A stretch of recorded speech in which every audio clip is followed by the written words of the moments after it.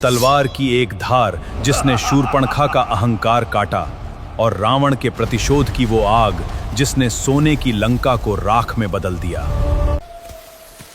आखिर कैसे मायाजाल में उलझ गए स्वयं भगवान? दिल थाम कर बैठिए, क्योंकि शुरू होने जा रहा है रामायण का सबसे खतरनाक मोड़। पंचवटी की सुरम्य वादियों में प्रभु श्री राम और माता सीता अपने वनवास के दिन बेहद शांति और आनंद के साथ बिता रहे थे। लेकिन इस शांति पर ग्रहण लगाने लंका के राजा रावण की बहन शूर्पणखा का उस घने जंगल में आगमन हुआ।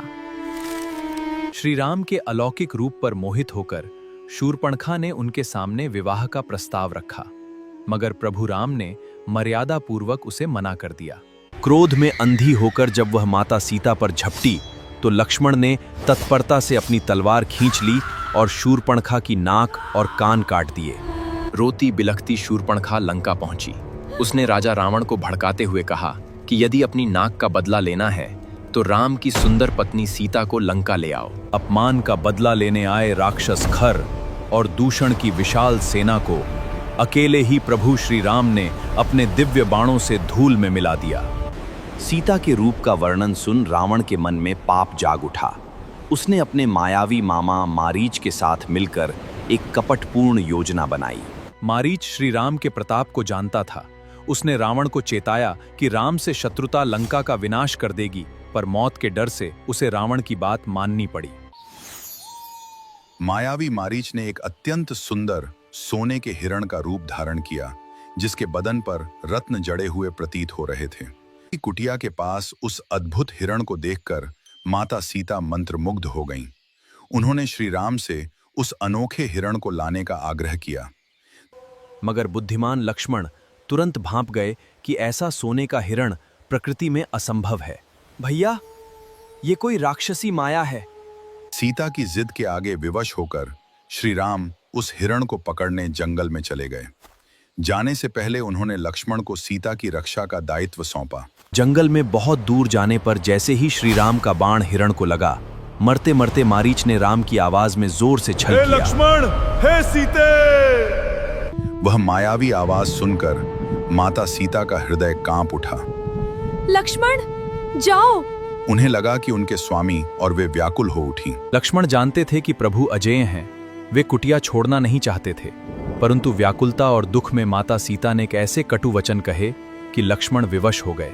कुटिया छोड़ने से पहले लक्ष्मण ने अपने बाण से चारों ओर एक अभेद्य सुरक्षा घेरा खींचा, जिसे लक्ष्मण रेखा कहा गया। लक्ष्मण के जाते ही घात लगाए बैठा रावण एक ढोंगी साधु का भेष बनाकर कुटिया के द्वार पर आ धमका। भिक्षाम देहि। माता सीता भीतर से भिक्षा देने लगी, परंतु लक्ष्मण रेखा के तेज के कारण अंदर नहीं आ सका। उसने श्राप का भय दिखाकर सीता को बाहर आने इस रेखा से बाहर आकर मुझे भिक्षा दो। अतिथि धर्म और श्राप के भय से जैसे ही माता सीता ने लक्ष्मण रेखा को पार किया, रावण ने अपने असली भयानक रूप में आकर उनका हाथ पकड़ लिया। हे राम! माता सीता की चीखों और करुण पुकार को अनसुना कर क्रूर रावण उन्हें बलपूर्वक पुष्पक विमान में बैठाकर आकाश मार्ग से ले उड़ा। संकट की इस घड़ी में भी माता सीता ने सूझबूझ दिखाई। उन्होंने नीचे कुछ वानरों को देखकर अपने आभूषण नीचे गिरा दिए, ताकि श्री राम को संकेत मिल सके। सीता जी की करुण पुकार सुनकर वृद्ध पक्षीराज जटायु उनके बचाव के लिए दौड़े। उन्होंने आकाश में ही रावण के रथ पर भीषण प्रहार किए, किंतु रावण ने अपने दुष्ट बल से वीर जटायु के पंख काट दिए। लहूलुहान होकर जटायु प्रभु राम का नाम जपते हुए भूमि पर गिर पड़े। रावण सीता को लंका ले आया। महलों के वैभव को ठुकराकर पतिव्रता माता सीता ने अशोक वाटिका में एक वृक्ष के नीचे बंदी जीवन स्वीकार किया। जब राम लक्ष्मण खाली कुटिया में लौटे, तो सीता को न पाकर व्याकुल हो गए।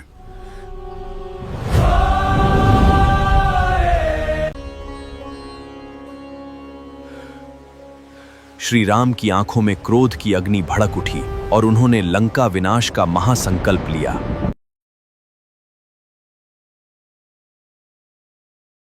दोस्तों, हमारे चैनल को लाइक, शेयर एंड सब्सक्राइब करना ना भूलें।